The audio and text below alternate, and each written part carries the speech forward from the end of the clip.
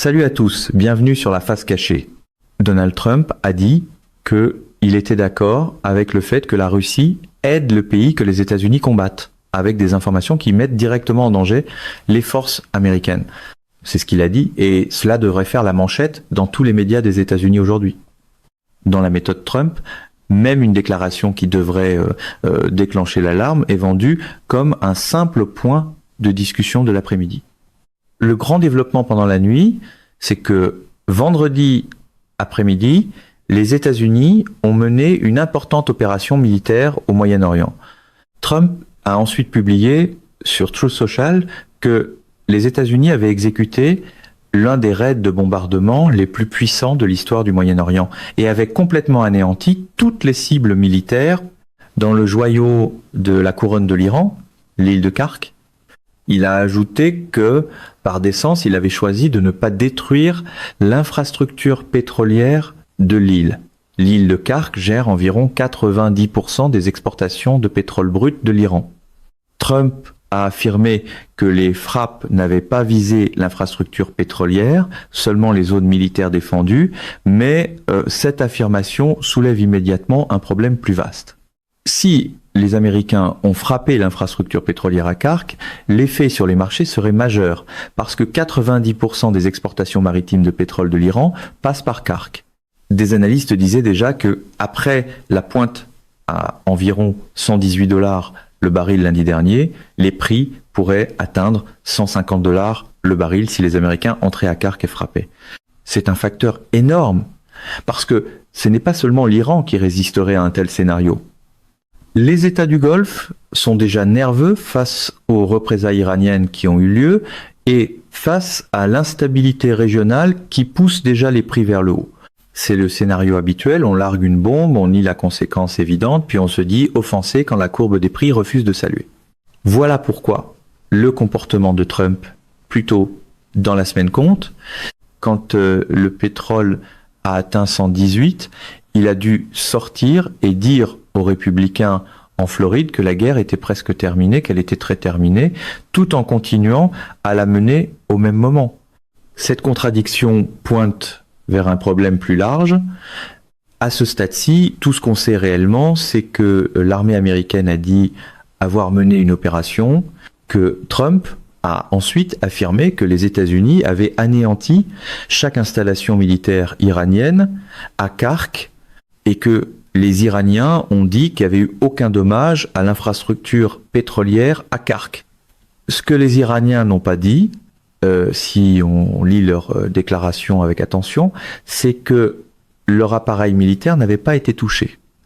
Mais l'infrastructure sur une île comme celle-là ne fonctionne pas en compartiments bien séparés. Des moyens militaires vont être positionnés près des installations pétrolières parce qu'ils sont là pour les défendre.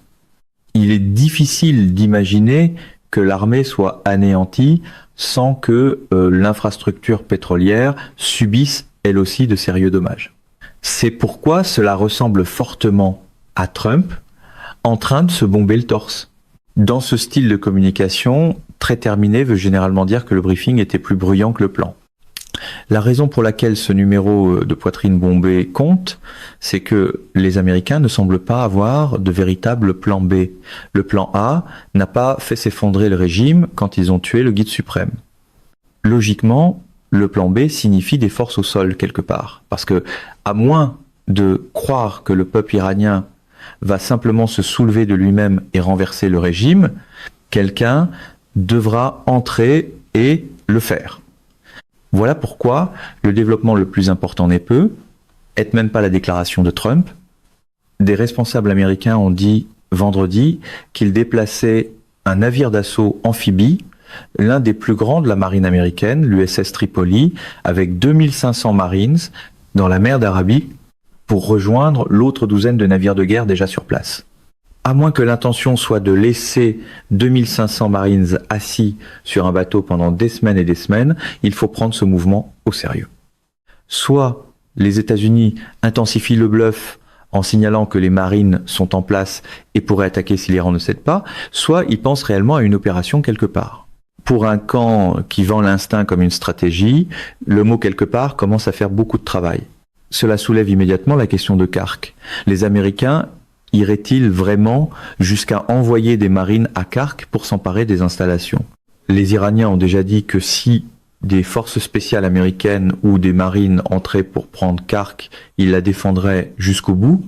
Même si les marines pouvaient s'emparer de Kark, à moins que les États-Unis n'aient complètement neutralisé la capacité de l'Iran à lancer des drones, beaucoup de ces drones se dirigeraient droit vers l'île. Et une fois les marines entrées sur l'île de Kark, ils ne pourront pas immédiatement installer des défenses anti-drones comme s'ils arrivaient dans une base fortifiée. Ce serait une opération à haut risque.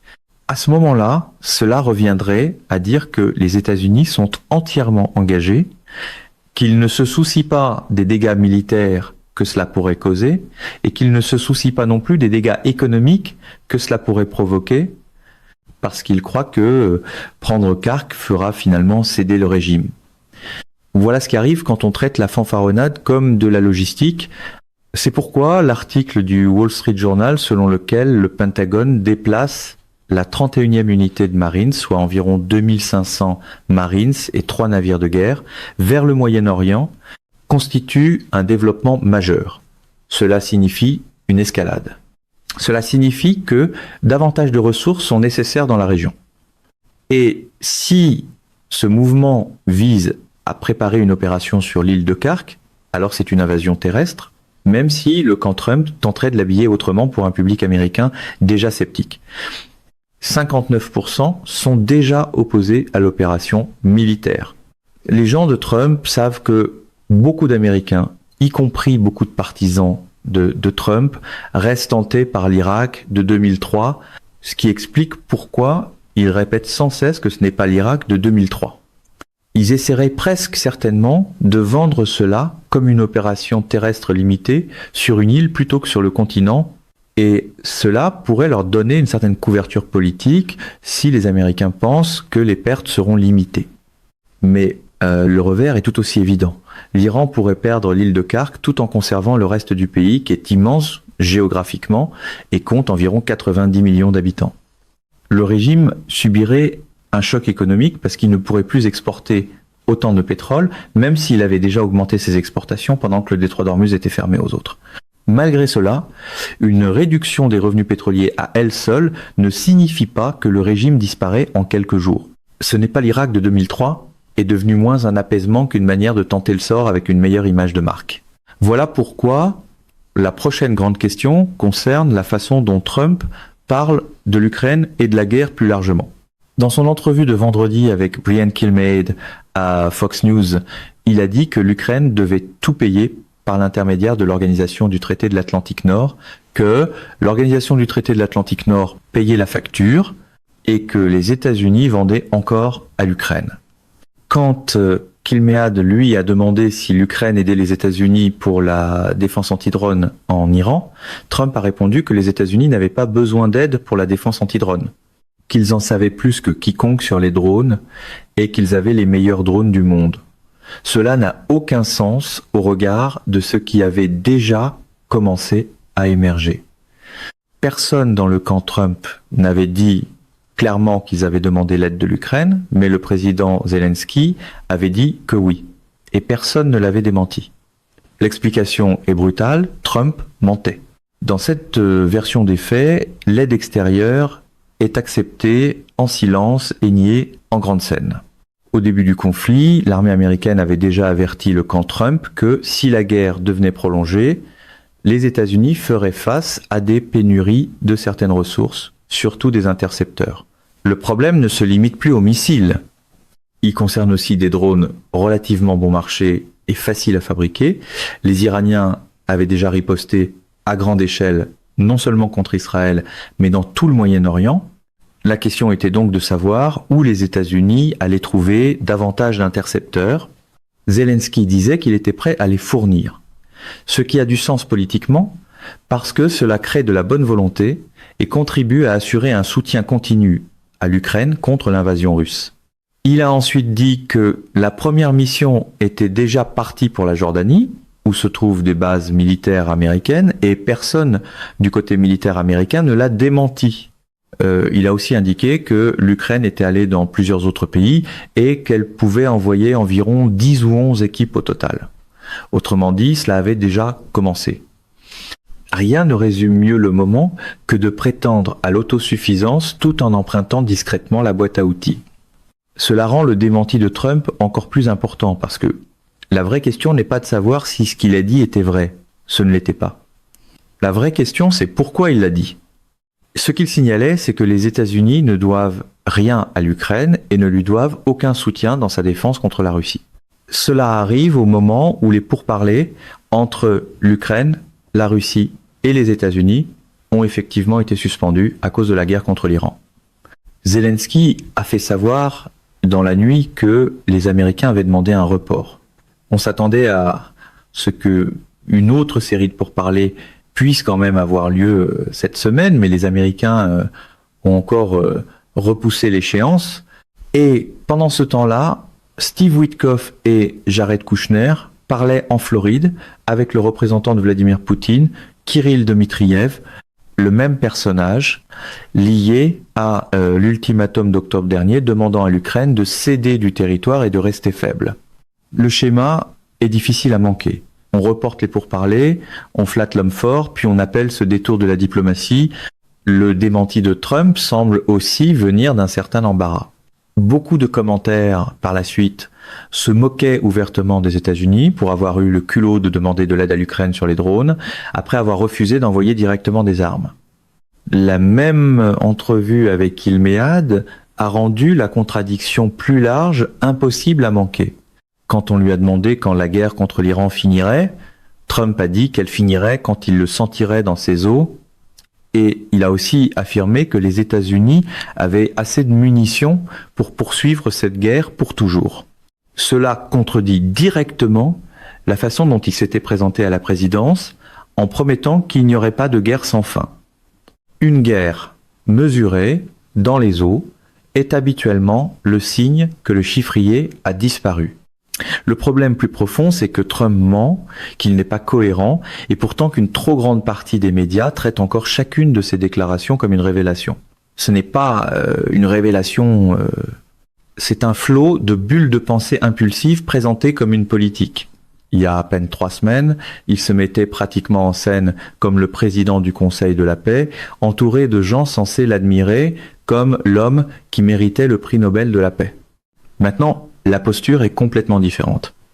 Maintenant, le message, c'est que les États-Unis vont simplement tout faire, sauter et tuer des gens, et qu'ils peuvent faire cela pour toujours, parce que Trump ne reconnaît aucune limite de temps, ni de ressources matérielles. L'argumentaire change d'heure en heure, mais il exige toujours des applaudissements à la livraison. C'est un fantasme.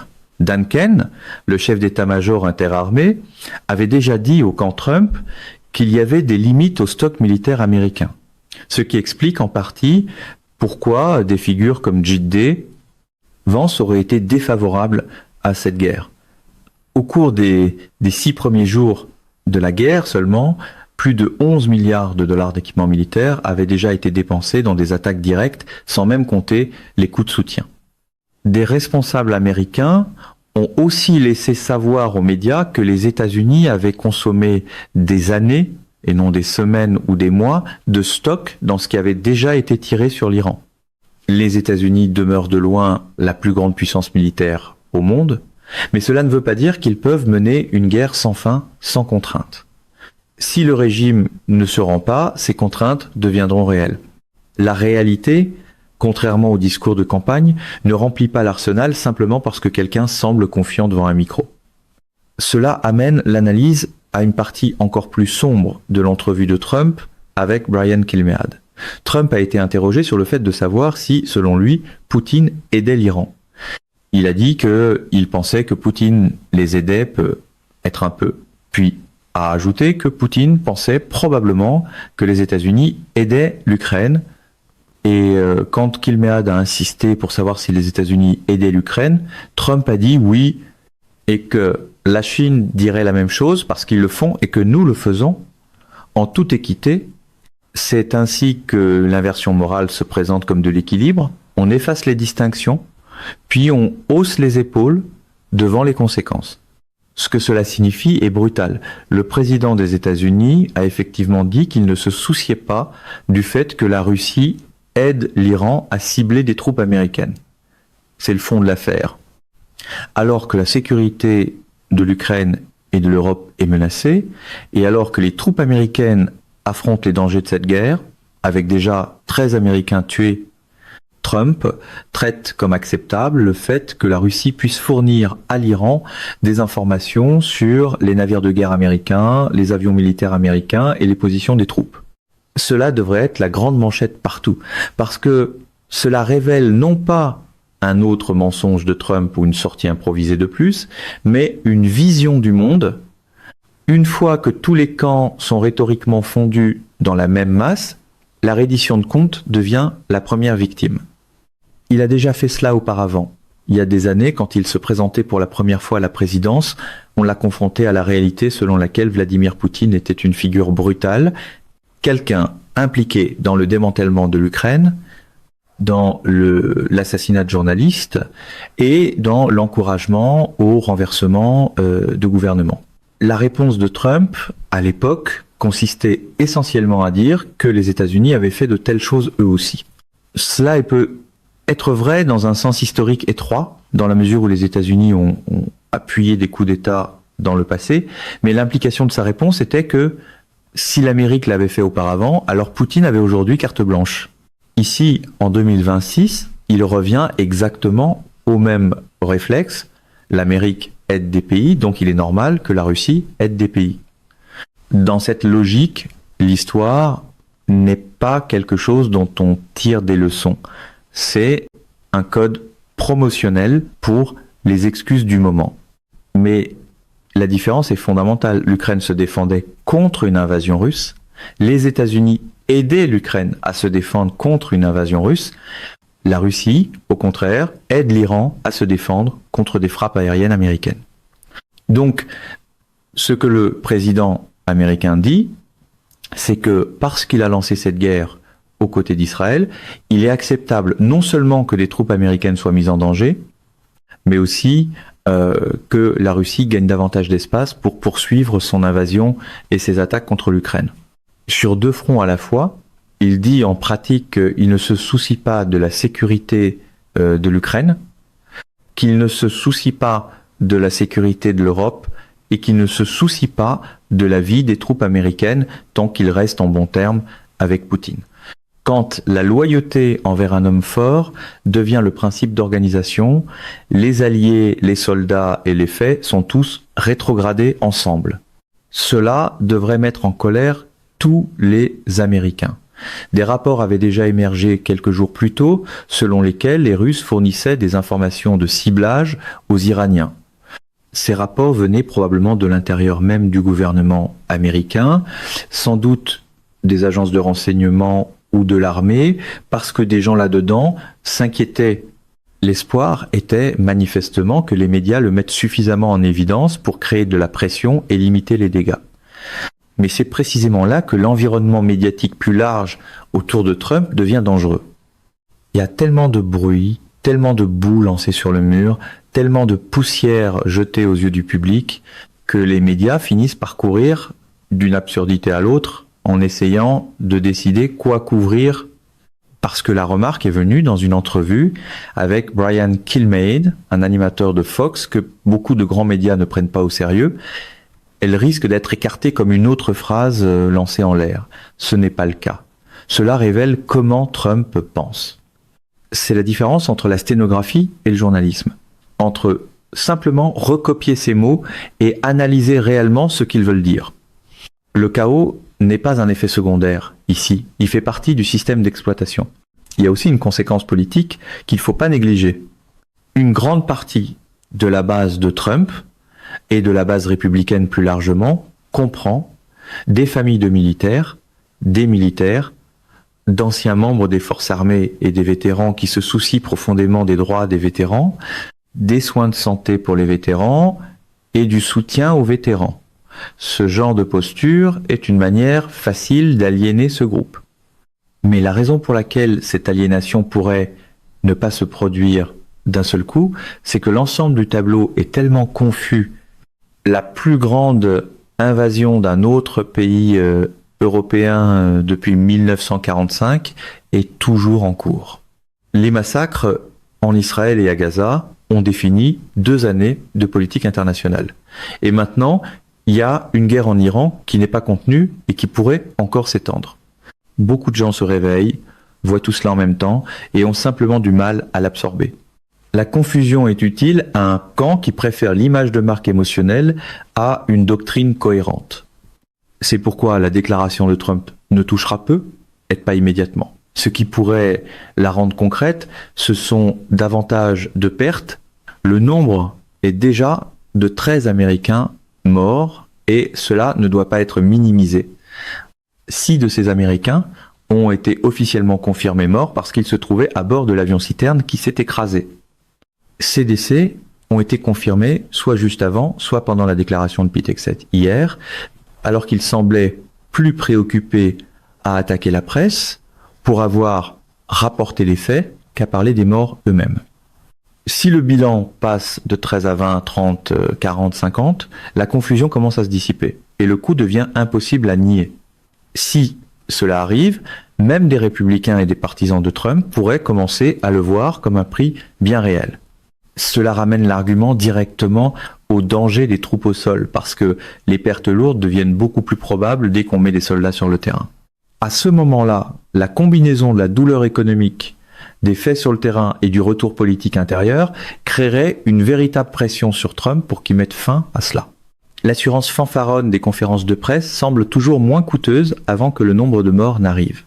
La comparaison avec la chute de Kaboul est difficile à éviter, parce que 13 militaires américains y avaient aussi été tués dans l'un de ces moments charnières qui ne quittent jamais la mémoire publique. Ce même nombre plane maintenant au-dessus de cette guerre. Et dans ce contexte est apparu un autre développement révélateur concernant Poutine. Après que Trump eut déjà allégé cette semaine les sanctions sur le pétrole russe, des informations ont émergé selon lesquelles Poutine avait proposé de transférer vers la Russie l'uranium enrichi de l'Iran dans le cadre d'un accord pour mettre fin à la guerre et Trump a rejeté cette proposition. Cela peut ressembler à un rare moment où Trump rejette Poutine, mais cela ne reflète aucune rupture réelle avec lui. Trump l'a rejeté pour 2 raisons évidentes. Même les rares non arrivent encore enveloppés dans les mêmes vieilles rancunes. La première, c'est que cela reprenait essentiellement la structure de l'accord nucléaire de 2015 qui plafonnait l'enrichissement d'uranium de l'Iran à 3,67%. L'uranium de qualité militaire exige 90%. L'Iran disposait alors d'un certain volume d'uranium enrichi à 20%, et où cet uranium avait-il été envoyé pour être conservé? En Russie. La deuxième raison est liée à ce que le camp Trump exige maintenant, non pas simplement des limites sur le programme nucléaire civil iranien, mais la fin totale de tout enrichissement, quel qu'il soit. Si l'Iran peut renvoyer son uranium à 20% en Russie, alors Trump n'applique pas son propre ultimatum, il reviendrait vers l'accord de 2015. Et la raison pour laquelle il ne le fera pas est évidente. Barack Obama a supervisé cet accord, et il n'y a probablement personne que Trump déteste davantage sur le plan politique que Barack Obama.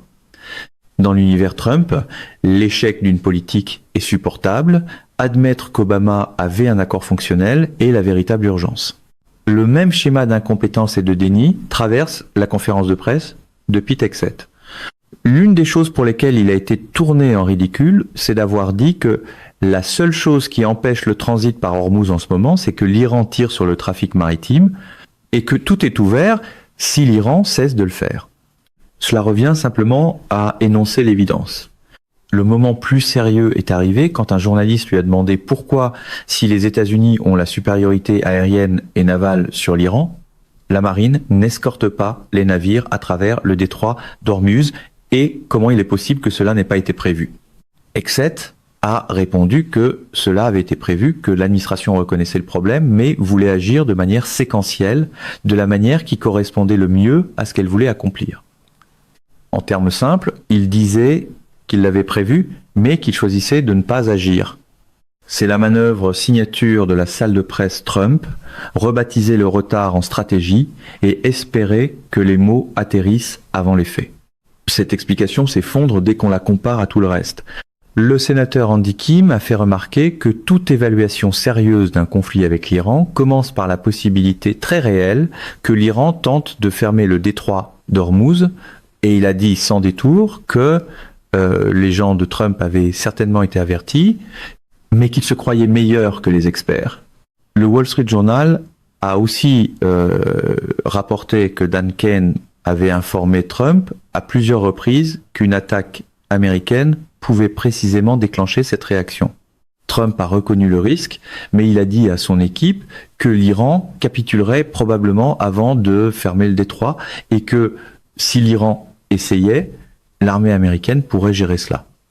Cela signifie que l'administration Trump a soit sous-estimé le danger, soit qu'elle n'était pas suffisamment préparée à ce qui a suivi. Rien ne dit mieux préparé que d'être surpris par le premier scénario que toute réunion sérieuse aurait placé tout en haut de la liste. S'il y a lieu, cette conclusion reste encore trop polie. Exet n'a pas seulement donné cette réponse. Il s'est aussi lancé dans une diatribe contre la presse, en particulier contre le New York Times, pour avoir rapporté ses échecs. Il a ouvertement exigé une presse patriotique qui répéterait ce qu'il voulait au lieu de rapporter les faits. Mais les faits étaient déjà sortis depuis des jours. Le New York Times et Cable News Network avaient tous deux rapporté, sur la base de responsables américains, que l'administration Trump n'avait pas prévu la décision de l'Iran de fermer le détroit et n'avait pas anticipé toute l'ampleur des représailles iraniennes, surtout contre les États du Golfe. C'est pourquoi la question a été posée en premier lieu. Quand un briefing tourne mal, la ligne de secours reste toujours la même. Le problème n'est pas l'échec, c'est que quelqu'un l'a remarqué.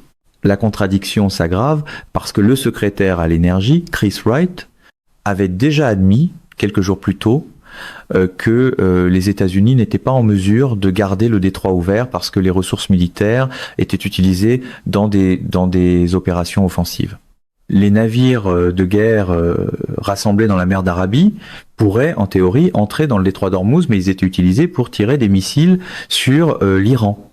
Des sénateurs et des élus sortis de briefings à huis clos, même limités dans ce qu'ils pouvaient dire publiquement, ont pointé dans la même direction. Chris Murphy a dit clairement qu'on leur avait dit que l'administration n'était pas en mesure de garder le détroit ouvert. C'est ce que les élus ont appris en privé. Donc quand Exet a dit le contraire, il mentait. Tout comme Trump. Le scénario public parle de maîtrise et de contrôle. Le briefing privé parle d'engorgement et d'improvisation. Cela compte parce que le détroit d'Ormuz transporte 25% du pétrole maritime mondial. Si les Américains n'ont pas prévu comment le garder ouvert, c'est un échec sérieux aux conséquences mondiales. Tout analyste qui mérite d'être écouté, qu'il soit économique, géopolitique ou militaire, sait depuis des décennies que si le régime iranien est poussé sous suffisamment de pression, c'est l'une de ses options les plus évidentes. Cela s'est produit dans les années 1980 pendant la guerre Iran-Irak et cela se reproduit maintenant. Le manque d'honnêteté ne s'est pas arrêté là. Après que des sources du renseignement américain eurent confirmé que les Iraniens avaient posé au moins une douzaine de mines dans le détroit, Exet a affirmé qu'il n'y avait pas de mines là. Mais il y en avait, et les gens de l'industrie maritime le savent parce qu'ils n'ont pas le luxe de vivre dans le fantasme. Ce sont leurs navires qui sont en danger.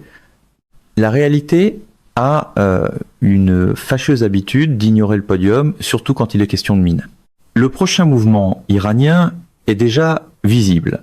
Un navire battant pavillon turc a traversé le détroit après avoir demandé la permission aux Iraniens.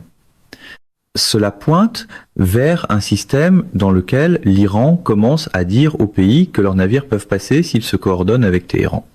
En pratique, l'Iran ferait du détroit d'Ormuz une voie navigable supervisée qu'il contrôle. Et une fois que cela arrive, la question n'est pas seulement celle des revenus que l'Iran en tire, mais aussi celle des faveurs politiques qu'il obtient. Qu'est-ce que la Turquie donne en retour pour laisser passer un navire turc ? Qu'est-ce que l'Inde donne si des navires indiens obtiennent le passage ? Et le pays le plus inquiet de l'effet sur ses importations de pétrole est presque certainement la Chine.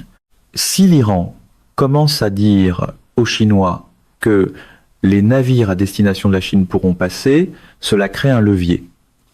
En même temps, les exportations pétrolières iraniennes ont augmenté parce que l'Iran ne va pas attaquer ses propres navires, et une grande partie de ce pétrole va déjà vers la Chine.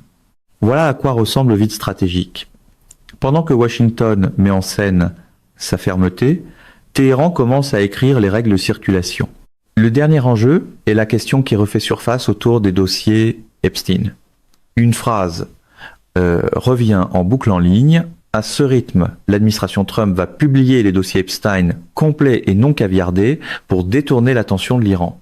Cela peut sembler extrême, mais le véritable point, c'est que l'histoire Epstein est en pause, pas disparue. Il se passe tellement de choses à cause de cette guerre non contenue qu'il faut déjà un effort pour simplement suivre, mais les fondements n'ont pas changé. La Maison-Blanche continue de bloquer l'accès au dossier. Même dans les documents déjà publiés, il subsiste de sérieuses questions sur le niveau de caviardage. Et plus de 3 millions de pages n'ont toujours pas été rendues publiques. L'histoire va donc revenir. Cela n'arrivera être pas dans la prochaine semaine ou les 2 prochaines, mais cela reviendra surtout avant les élections de novembre, parce qu'il y a du capital politique dans l'argument selon lequel la Maison-Blanche continue de trahir les victimes en refusant une véritable transparence et une véritable reddition de comptes. Avec cette Maison-Blanche, la diversion n'est jamais une rumeur, c'est un style de gestion récurrent. Même ainsi, le plus gros problème demeure l'économie. C'est l'histoire dont Trump ne peut pas s'échapper. Elle lui faisait déjà mal avant le début de cette guerre. Juste avant que la guerre commence, il a été confirmé que le produit intérieur brut des États-Unis n'avait augmenté que de 1,4% au dernier trimestre de 2025, alors qu'on s'attendait à 3%. L'inflation reste tenace et recommence à monter. La croissance de l'emploi est à son niveau le plus faible hors pandémie depuis environ 2009 ou 2010. Les tarifs douaniers ne produisent pas miraculeusement des usines partout aux États-Unis. Et c'est là que l'Iran rejoint directement le danger intérieur pour Trump, parce que les Américains prêtent une attention particulière au prix de l'essence. Cela est vrai depuis des décennies. Le souvenir de l'embargo pétrolier arabe de 1973, puis des pénuries et du rationnement qui ont suivi, a laissé une marque profonde, et la même chose s'est reproduite en 1979 et en 1980. Même si l'essence reste moins chère aux États-Unis qu'en Europe ou en Australie, les Américains surveillent toujours ces prix. Les prix de l'essence ont déjà augmenté de 20 et 1%, et ils pourraient grimper encore davantage. Malgré tous les grands discours sur la puissance, le compteur politique fonctionne encore avec les factures d'épicerie et les stations-service. C'est là que le danger politique devient aigu. Les partisans de Trump doivent acheter de l'essence. Les républicains doivent acheter de l'essence. On ne peut pas vendre cela éternellement comme une douleur à court terme pour un gain à long terme. Si le régime tombe demain, peut être que cette ligne peut survivre. Si le régime est encore là la semaine prochaine, le mois prochain, et encore là en novembre, elle ne tiendra pas. À un moment donné, même le slogan le plus bruyant perd contre le chiffre qui s'allume sur la pompe. Mesdames et messieurs, notre émission d'aujourd'hui s'arrête ici. Nous vous invitons à partager votre avis personnel dans la section des commentaires ci-dessous. La face cachée vous salue et vous donne rendez-vous très bientôt.